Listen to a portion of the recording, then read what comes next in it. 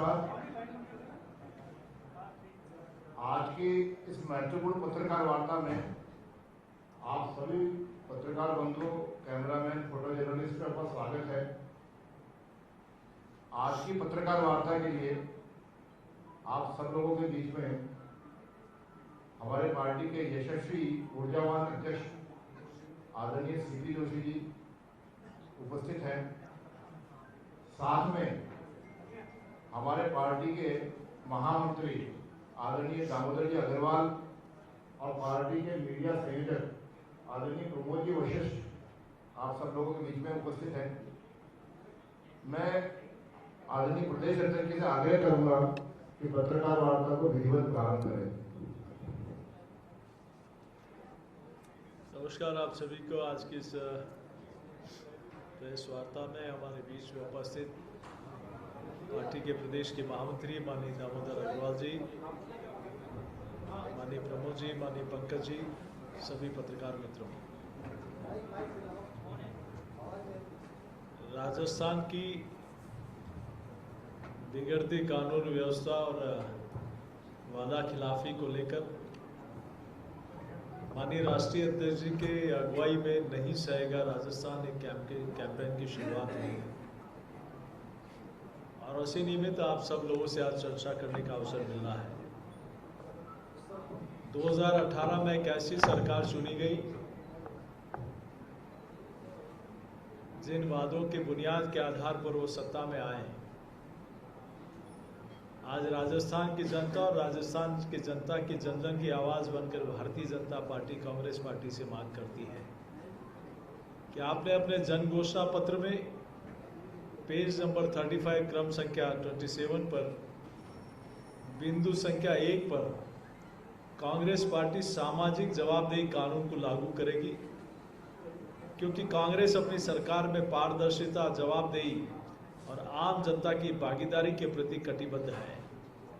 साथ ही संवेदनशील, पारदर्शी और जवाबदेही देने के लिए कटिबद्ध है। लेकिन 4.5 वर्षों में जिन्होंने अपने घोषणा पत्र में कहा कि हम राजस्थान की जनता के प्रति ये जवाबदेहिता हमारी रहेगी, कहीं 1% भी, चाहे कानून व्यवस्था हो, चाहे आम जन में भय व्याप्त हो रहा हो, जहां महिलाएं असुरक्षित हो, अपराधी बेखौफ अपराध कर रहे हो, ब्यूरोक्रेसी बेलगाम हो, जहां कानून व्यवस्था नाम की कोई चीज नहीं, शासन प्रशासन नाम की कोई चीज नहीं, लचर कानून व्यवस्था के कारण राजस्थान अपराध का गढ़ बनता जा रहा है, जहां एक शांति प्रिय प्रदेश है। मुख्यमंत्री जी अपने बेटे का वैभव उठाने में लगे हैं तो राजस्थान का वैभव गिर रहा है, इसकी उनको चिंता नहीं है। हम सब लोगों को ध्यान में आता है कि आज लगातार 3 दिन से आज तीसरी बड़ी घटना है। ओसिया विधानसभा के एक गांव में 4 लोगों को, जिसमें एक मासूम भी है, जिंदा जला दिया गया। किस प्रकार के, और स्वयं गृह मंत्री और मुख्यमंत्री जी के जिले में जब कानून व्यवस्था की स्थिति ये होगी तो पूरे प्रदेश की स्थिति क्या होगी, आप सब लोगों को ध्यान में आना चाहिए। घोषणा पत्र के पेज नंबर 35 क्रम संख्या 27 पे बिंदु संख्या 23-24 पे सांप्रदायिक वैमनस्यता एवं धार्मिक उन्माद फैलाने वाले असामाजिक तत्वों के विरुद्ध कठोर कार्रवाई। प्रदेश में सामाजिक समरसता, धार्मिक सौहार्द कायम रखने हेतु महती कार्य योजना बनाएंगे। ये कैसी कार्य योजना बनाएंगे, जहां एक तरफ पीएफआई जैसे आतंकवादी संगठन को कोटा में बड़ी रैली की अनुमति मिलती है, तो दूसरी तरफ रामनवमी और हिंदू नववर्ष मनाने वाले लोगों पर धारा 144 लगाई जाती है, प्रतिबंध लगाया जाता है। प्रभु श्री राम का नारे लगाने वाले के ऊपर एफआईआर लगाई जाती है। उदयपुर में भगवा पताका फहराने पर प्रतिबंध लगाया जाता है। ये कौन सा कानून और कैसी इनकी काम करने की दृष्टि है, ये इससे साफ दिखाई देती है। एक तरफ वो कन्हैया जो कहता है कि मुझे सुरक्षा दो, नहीं दी जाती, उनको पकड़ने वाले 2 साथी शक्ति सिंह, और उन लोगों को जब थ्रेट मिलती है तो उनको भी कहा जाता है कि आपको किसने कहा अपराधियों को पकड़ने के लिए। इस प्रकार का जवाब सत्ता और शासन में बैठे लोग देते हैं, तब लगता है कि कहीं कहीं सरकार की मंशा ठीक नहीं है। जो जवाबदेही आपने जनता के बीच में दर्शाई थी, उस पर आप फेल साबित हुए। आपने देखा होगा इनके घोषणा पत्र के पेज नंबर 3 पे क्रम संख्या 1 बिंदु संख्या 1 पर किसान की कर्ज माफी का वादा किया था, लेकिन आज 4.5 वर्ष में कर्ज माफी नहीं हुई। सैकड़ों हजारों किसानों की जमीन नीलाम होने की कगार पे है। उसका जिम्मेदार कौन है? राजस्थान की जनता और किसान चिल्ला चिल्ला कर कह रहा है। वो गंगानगर का किसान कन्हैयालाल कड़ेल, ऐसे अनेक किसानों ने आत्महत्या कर ली। उसका दोषी अगर कोई है तो स्वयं राजस्थान के मुख्यमंत्री और इनके पार्टी के नेता राहुल गांधी जिम्मेदार है, जिन्होंने विश्वास दिलाया कि हम किसानों का संपूर्ण कर्जा माफ करेंगे। इनके घोषणा पत्र के पेज संख्या 15 पर क्रम संख्या 10 पर बिंदु संख्या 1 पर लिखा है कि हम बेरोजगारी भत्ता देंगे। राजस्थान के युवाओं को बेरोजगारी भत्ता तो नहीं मिला, लेकिन रीट की परीक्षा में आरपीएससी के नाम से एक नई इंडस्ट्री भ्रष्टाचार की जरूर कांग्रेस पार्टी ने खोली। मैं आपसे भी हाथ जोड़कर निवेदन करता हूं, ये बाबूलाल कटारा कौन है जिससे गिरफ्तार होने के बाद कहा कि मैं 1.5 करोड़ रुपया देकर आरपीएससी का सदस्य बना? किसने बनाया और किसने बनाया? मुख्यमंत्री जी, क्या संबंध है इससे आपका? इनका पूर्व राज्य मंत्री गोपाल केसावत अभी 18 लाख रुपए लेते हुए सराम पकड़ा गया यूपी परीक्षा भर्ती में, जो कह रहे हैं कि 2 आरपीएससी के सदस्यों को पैसे देने के लिए मैंने पैसा लिया। उनको सदस्य किसने बनाया? मुख्यमंत्री जी जवाब देना चाहिए। डीपी जारोली साफ रूप से कहते हैं कि मैं एक मोहरा हूं, डोर ऊपर तक है। मुख्यमंत्री जी, जनता जवाब चाहती है। आपके अभी कुछ ही दिनों पहले इसी मामले में सुरेश ढाका जो इसमें आरोपी थे,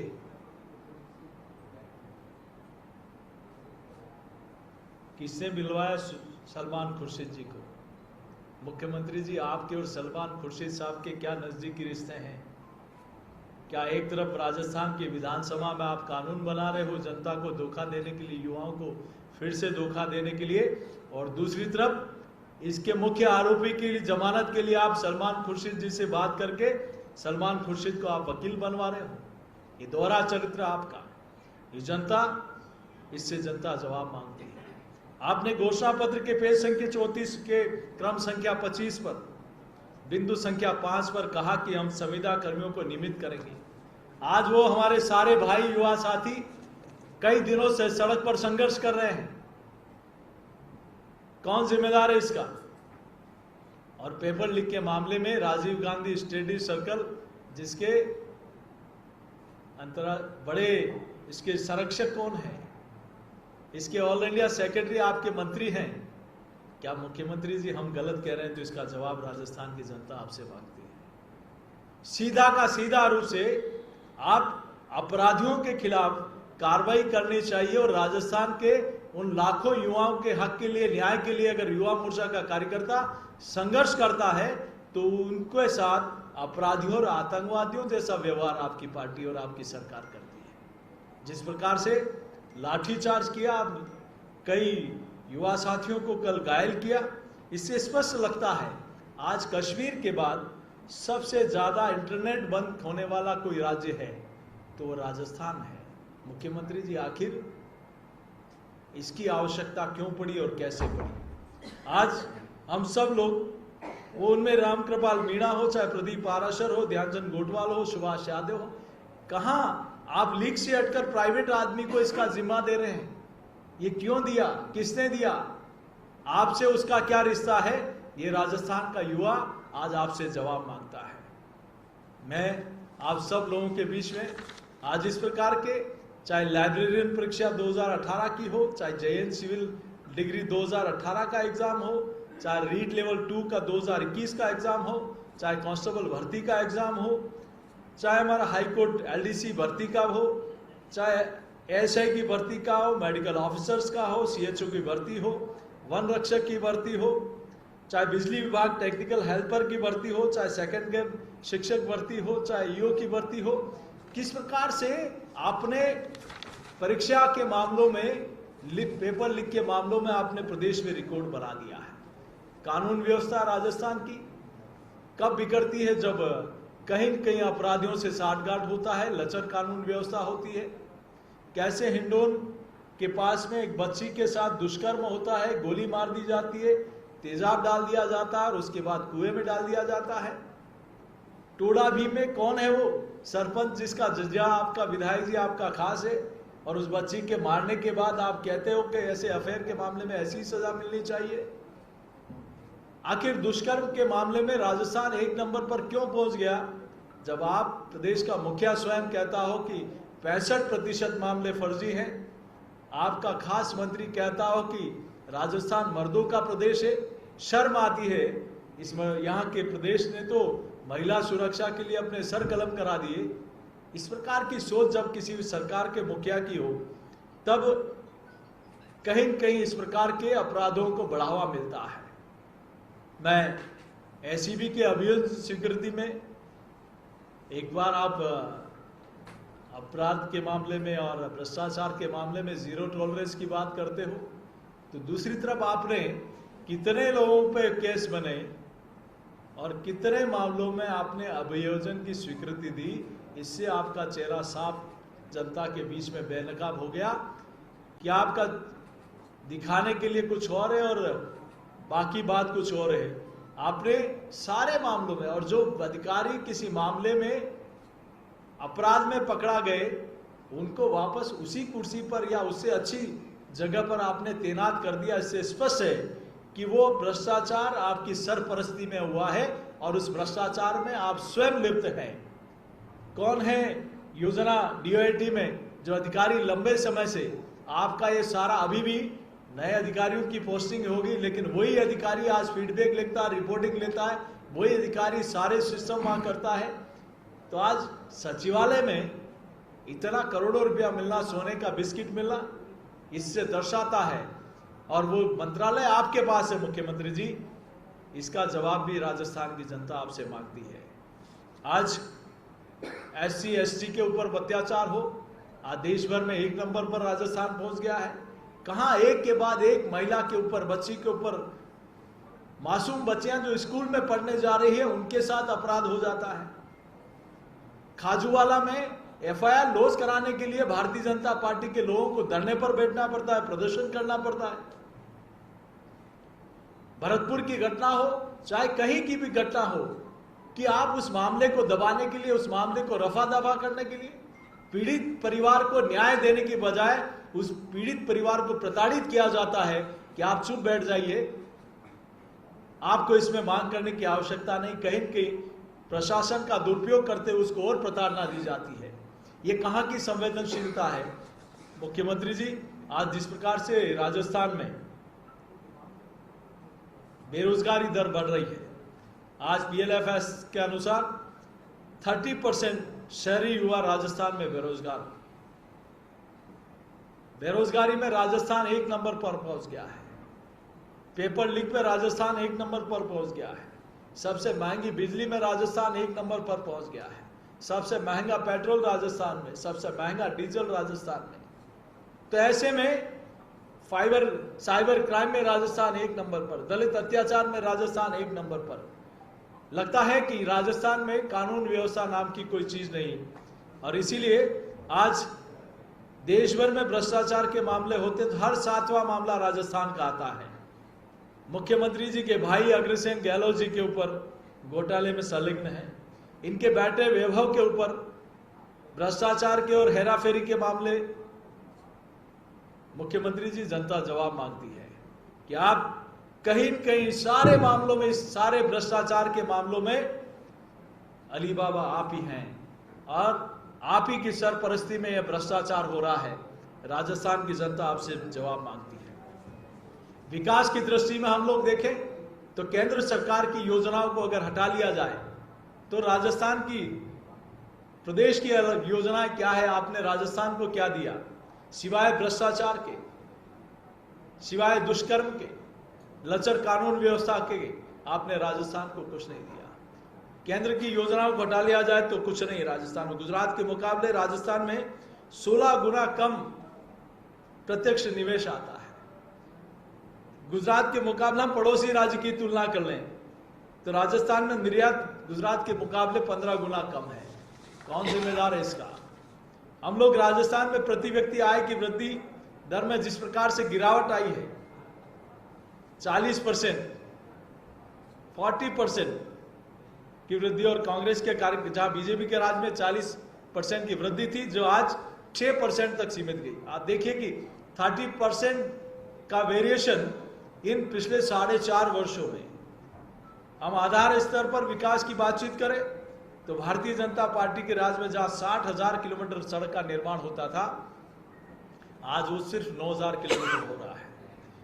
बीजेपी की गवर्नमेंट में जहां ग्रोथ रेट 12% थी, आज वो घटकर 2018 के बाद सिर्फ 2% रह गई है। हम हेल्थ सेक्टर में देखें तो जिस प्रकार से, चूंकि नेशनल हेल्थ मिशन हो चाहे मेडिकल कॉलेज हो, ये केंद्र का पैसा आता है, लेकिन रिक्रूटमेंट करना स्टेट का काम है, वहां नीचे व्यवस्थाएं पहुंचाना स्टेट का काम है। उनमें भी आप फेल साबित हुए हैं और आज इसी कारण आज राजस्थान में डॉक्टर्स की कमी है। 1482 लोगों के लिए एक डॉक्टर है मात्र, जो देश का औसत है 834। जहां 38% डॉक्टर्स के स्पेशलिस्ट के डॉक्टर्स के पद खाली हैं, तो आज इसका जिम्मेदार कौन है? मैं राजस्थान की सरकार को जिस प्रकार से कानून व्यवस्था से लेकर, डेवलपमेंट से लेकर, युवा और किसान के प्रति जवाबदेहिता से लेकर, नारी शक्ति के सुरक्षा को लेकर आज पूरा राजस्थान की सरकार से प्रश्न करता है कि जिस प्रकार से दुष्कर्म, दलित अत्याचार बढ़ा है, युवाओं के साथ धोखा हुआ है, किसानों के साथ वादा खिलाफी हुई है, नारी की सुरक्षा आप नहीं कर पा रहे, विकास राजस्थान का अवरुद्ध हो गया, तो हर मामले में राजस्थान की सरकार फेल साबित हुई। ये नहीं सहेगा कैंपेन आज जन जन तक नीचे पहुंचने वाला। और कल आप लोगों ने देखा है कि किस प्रकार का लाठीचार्ज हमारे युवा साथियों के ऊपर यहाँ की सरकार ने, इस सरकार की निर्देश पर हुआ है। ये कहीं न कहीं दर्शाता है कि आप जनता की आवाज को दबाना चाहते हैं, लेकिन वो ज्वालामुखी बनकर फटेगा।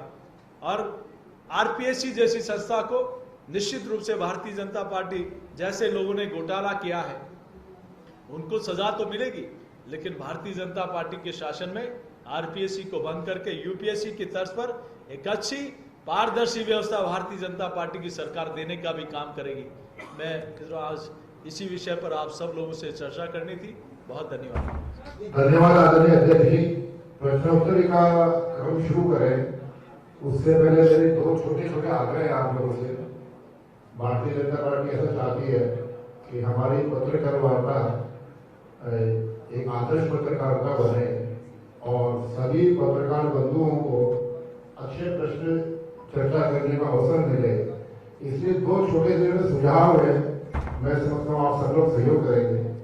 एक तो प्रश्न करने वाला जो पत्रकार बंधु है वो अपनी एजेंसी का नाम जरूर बताए। कई बार हमारे तरफ से भी छूट जाता है, तो जो भी पत्रकार बंधु प्रश्न करने वाला हो एजेंसी का नाम जरूर बताए। दूसरा, थोड़ा सा हम व्यवस्थित रहे, इसलिए आप या तो हाथ खड़ा कर दे और हमारी तरफ से कोई इशारा या नाम हो तो प्रश्न पूछे तो थोड़ा व्यवस्थित। चलिए शुरू करो। हाँ मान ली, फरमाइए। अरुण कुमार, आप विपक्ष के पार्टी के नेता के मुखिया हैं। आप विपक्ष के पार्टी के मुखिया होने के नाते क्या राजस्थान की जनता महंगाई से राहत मुक्त है? आप लोग कभी ये महंगाई को लेकर सड़क पे नहीं उतर रहे? नहीं सहेगा राजस्थान में। यही तो है कि केंद्र सरकार, आप देखिए कि अन्य राज्यों की तुलना में, देश के विकसित राज्यों की तुलना में, चाहे रूस यूक्रेन का युद्ध हो, चाहे इस पैंडेमिक में हो, इतनी इसके बावजूद भी भारत की जो महंगाई दर क्या है, लेकिन राजस्थान की सरकार अन्य राज्यों की तुलना में सबसे महंगा पेट्रोल, डीजल, बिजली, व्हीकल टैक्स राजस्थान में, इसको लेकर नहीं सहेगा राजस्थान में हमारे कैंपेन में है। जी जी गंगानगर में किसान कब्र खोद के बैठा हुआ है और ये कह रहा है कि कर्ज माफी अगर मेरी नहीं हुई मैं यहाँ अनशन पर हूँ, मर जाऊँ तो इस कब्र में दफना दे। देखिए, यही होता है कि आप जनादेश लेने के लिए जो कर सकते हैं वही अपने मैनिफेस्टो में डालना चाहिए, लेकिन दुर्भाग्य है कि कहा गया कि हम संपूर्ण कर्जा माफ करेंगे। आज हजारों किसानों की जमीन कुर्क होने की कगार पे है, तो उसके जिम्मेदार कांग्रेस पार्टी है। और कहीं कहीं आज वो आत्महत्याएं वहां सैकड़ों किसानों ने की है, तो उसका मुख्यमंत्री जी को पत्र लिखकर कहा है कि आप इसके जिम्मेदार आप हैं और आपकी वजह से मैं आत्महत्या कर रहा हूं। तो भारतीय जनता पार्टी की सरकार ने तुरंत ही ऐसे मामलों में हमारे इस नहीं सहेगा का, और विधानसभा में भी लगातार हमारे माननीय विधायकगण इस मामले को उठाया है। जी सुभाष जी, सर, आज भाजपा सरकार वर्षों से कई आंदोलन कर चुकी है, विपक्ष पे इल्जाम लगाई जा रही है, मगर भाजपा सरकार 2023 के विधानसभा चुनाव को जीतकर 2024 के लोकसभा चुनाव को जीतकर जब सत्ता में आएगी, क्या इन सभी मुद्दों पर अंकुश लगा सकती?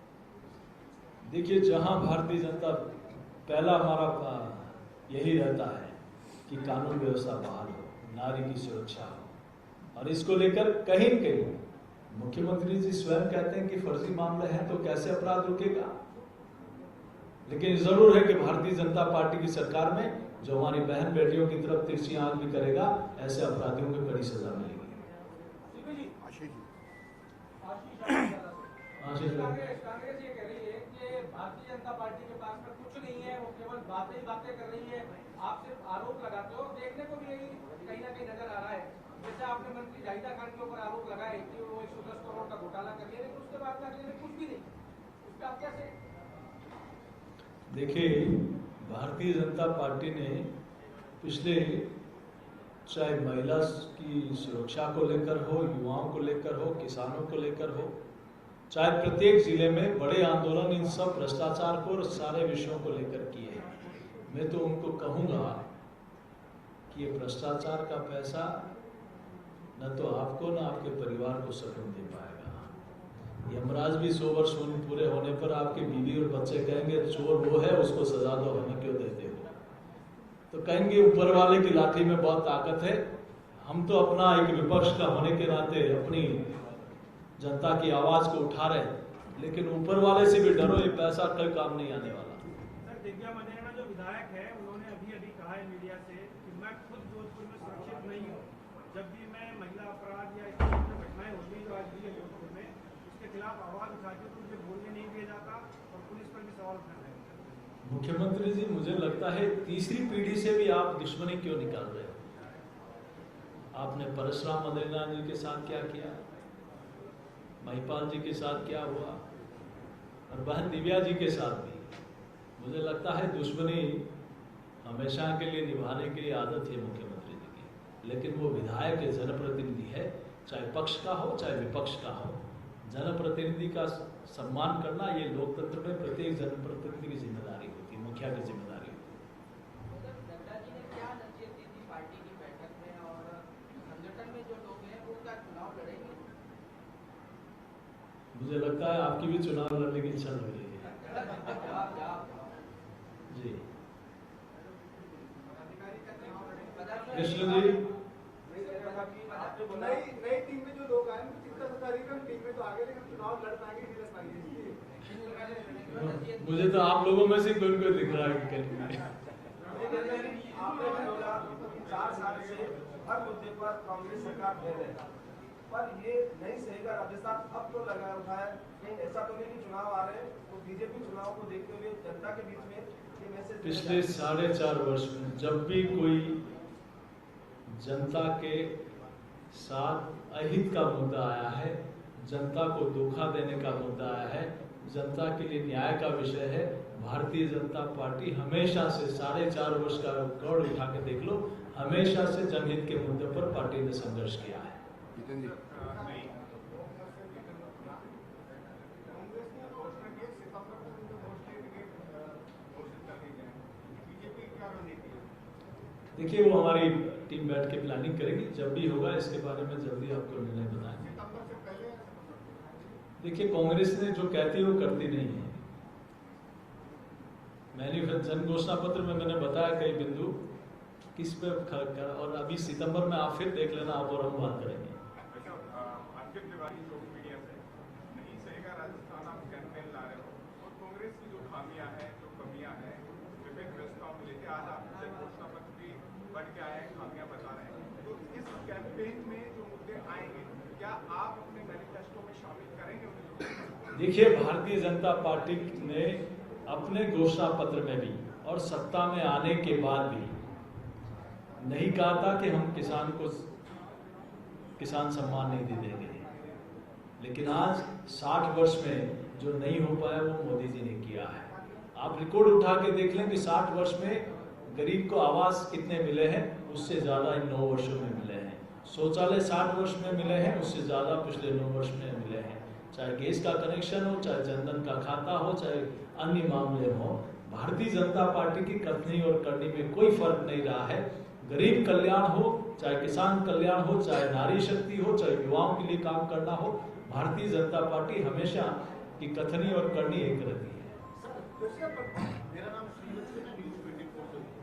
सर कांग्रेस ने ये बोला है कि इस बार वो करीब 2 महीने पहले चुनाव के टिकट अपने प्रत्याशियों के नामों का ऐलान कर देगी। सेकंड, उसके महंगाई राहत कैंप में जिस तरह की योजना मिली है, कहीं ना कहीं चाहिए को भी फायदा मिल रहा है, लेकिन मिल रहा है, तो उसका आपने कोई कोड निकाला है चुनाव के हिसाब से? किस तरह से आप जनता के बीच में जाएंगे कि इन योजनाओं को आप कुछ डिफेंड कर रहे हैं? देखिए अंतर सिर्फ एक बात का देखिए, 2014 में बीजेपी की सरकार दिल्ली में बनती है और वो पहले दिन से काम करना शुरू करती है, वेरी फर्स्ट डे, और वो काम सारे जमीन पर जनता को लाभ मिलता है। लेकिन क्या ये सरकार 5 साल के लिए बनी है या 5 महीने के लिए बनी है? आप गैस का सिलेंडर योजना आपने डिक्लेयर कर दी और इस चुनाव आते आते 1 सिलेंडर मिलेगा, उस 1 सिलेंडर में 500 का लाभ दे रहे हो, 500 में भी 200 मोदी सरकार दे रही है। चिरंजीव योजना, आप आयुष्मान भारत अगर नहीं मोदी जी लेके आते तो आप 2 बार मुख्यमंत्री रह गए, आपने कोई योजना प्रदेश के हेल्थ के लिए लेकर आए क्या? आप उसके अंशदान के बिना कुछ कर सकते हैं क्या?